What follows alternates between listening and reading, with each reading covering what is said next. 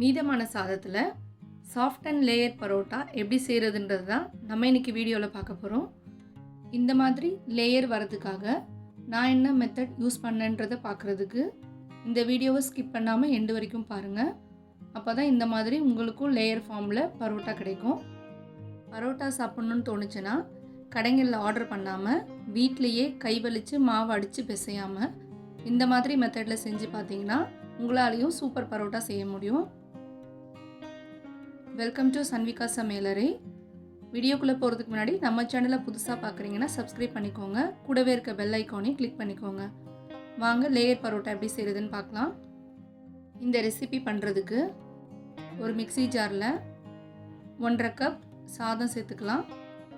1.5 cup சாதத்துக்கு எந்த கப்பில் மெஷர் பண்ணிங்களோ அதே கப்பில் 1/4 கப் தண்ணி சேர்த்துக்கலாம். கொஞ்சமாக உப்பு சேர்த்துக்கலாம். சாதம் வடிக்கும் போது நீங்கள் உப்பு போட்டிருந்தீங்கன்னா இப்போ தேவையில்லை. இதை நைஸாக அரைச்சி எடுத்துக்கலாம். இந்த மாதிரி சாஃப்டாக. இப்போ இது ஓரமாக இருக்கட்டும். ஒரு பேனில் எந்த கப்பில் சாதம் அளந்தீங்களோ அதே கப்பில் 3 கப் கோதுமை மாவு சேர்த்துக்கலாம்.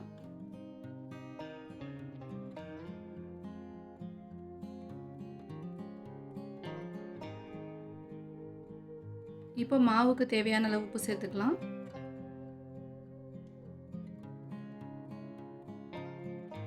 இப்போ அரைச்ச சாதத்தோட பேஸ்ட்டை கொஞ்சம் கொஞ்சமாக மாவில் சேர்த்து பிசைய ஆரம்பிக்கலாம்.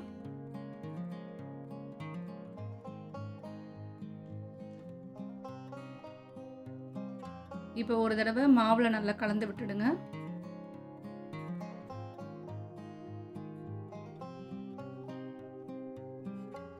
ஒரு தடவை நல்லா கலந்ததும் கொஞ்சம் கொஞ்சமாக தண்ணி தெளித்து மாவு நல்லா பிசைஞ்சிக்கலாம்.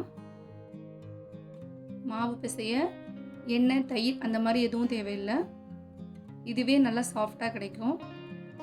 இப்போ மாவு நல்லா பிசைஞ்சதும் மேல் மாவு காயாமல் இருக்க லைட்டாக எண்ணெய் தடவிட்டு ஒரு 10லேருந்து 15 நிமிஷம் ஊற வச்சுக்கலாம். இப்போ மாவு நல்லா ஊறினதும் தொட்டு பார்த்தீங்கன்னா நல்லா சாஃப்டாக இருக்கும். இதுலேருந்து கொஞ்சமாக ஒரு உருண்டை அளவுக்கு மாவு எடுத்துட்டு முதல் ஸ்டெப் நம்ம எப்பவும் திரட்டுற மாதிரி ரவுண்ட் ஷேப்பில் திரட்டிக்கலாம்.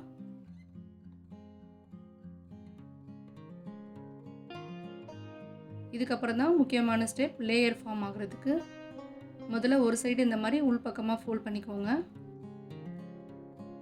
இது மேலே லைட்டாக இப்போ ஆயில் ஸ்ப்ரெட் பண்ணிக்கலாம். கொஞ்சமாக லைட்டாக மாவு ஸ்ப்ரெட் பண்ணிக்கோங்க. மறுபடியும் இன்னொரு சைடு அதே மாதிரி உள்ளே ஃபோல்ட் பண்ணிக்கலாம். இது மேலேயும் இப்போ லைட்டாக எண்ணெயும் மாவும் ஸ்ப்ரெட் பண்ணிக்கலாம். இப்போ மறுபடியும் ஆப்போசிட் சைட்லேயும் இதே மாதிரி பண்ணுங்கள்.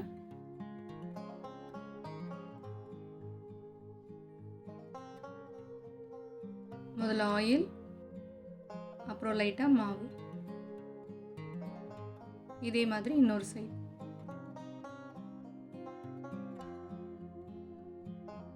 இப்போ 4 பக்கமும் ஃபோல்ட் பண்ணினதும் ஒரு தடவை லைட்டாக மாவில் டிப் பண்ணி எடுத்துட்டு நான் இதில் காமிச்சிருக்க மாதிரியே மாவை திரட்டிக்கோங்க.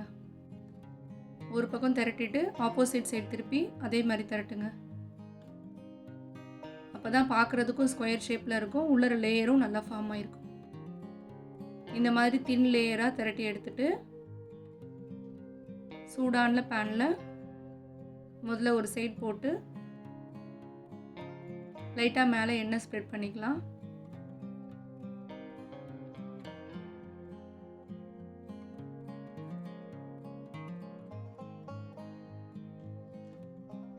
இப்போ ஒரு சைடு நல்லா வெந்ததும் மெதுவாக திருப்பி போட்டு இன்னொரு பக்கமும் லைட்டாக ஆயில் ஸ்ப்ரெட் பண்ணிக்கலாம். இந்த மாதிரி நல்லா ஆயிலில் தடவிட்டு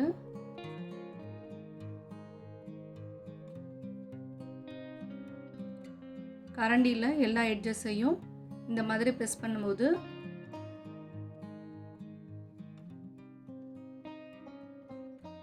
பரோட்டா நல்ல ஃப்ளஃபியாக வரும்.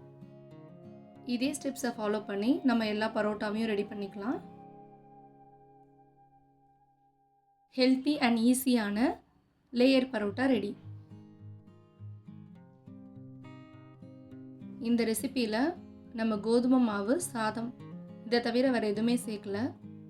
ஆனாலும் பரோட்டா நல்லா சாஃப்ட் அண்ட் ஃப்ளஃபியாக வந்தது. நீங்களும் இந்த ரெசிப்பியை நான் சொல்லியிருக்க ஸ்டெப்ஸ் அண்ட் மெஷர்மெண்ட்ஸோடு செஞ்சு பாருங்கள். ஹெல்த்தியான ரெசிப்பியை நீங்களும் வீட்லேயே செய்யலாம். இனிமேல் கடைகளில் வாங்குகிற பரோட்டாக்கு பை பை சொல்லிவிட்டு இந்த ஹெல்த்தியான ரெசிப்பியை செஞ்சு உங்களுக்கு பிடிச்சமான சைட் டிஷ்ஷோடு சர்வ் பண்ணுங்கள். யம்மி அண்ட் டேஸ்டியான பன்னீர் மசாலா தான் நான் இந்த ரெசிபிக்கு இன்றைக்கி சர்வ் பண்ணியிருக்கேன். இந்த டேஸ்டி அண்ட் டெலிஷியஸான பன்னீர் மசாலா ரெசிபி எப்படி செய்கிறதுன்றதை நம்ம நெக்ஸ்ட் வீடியோவில் பார்க்கலாம். இது மாதிரி இன்ட்ரெஸ்டிங் அண்ட் ஈஸியான ரெசிபீஸ்லாம் பார்க்குறதுக்கு நம்ம சேனலை மறக்காமல் சப்ஸ்கிரைப் பண்ணுங்கள். வீடியோ பிடிச்சிருந்தா லைக் பண்ணுங்கள், ஷேர் பண்ணுங்கள், கமெண்ட் பண்ணுங்கள். நெக்ஸ்ட் வீடியோவில் மீட் பண்ணலாம். பாய்.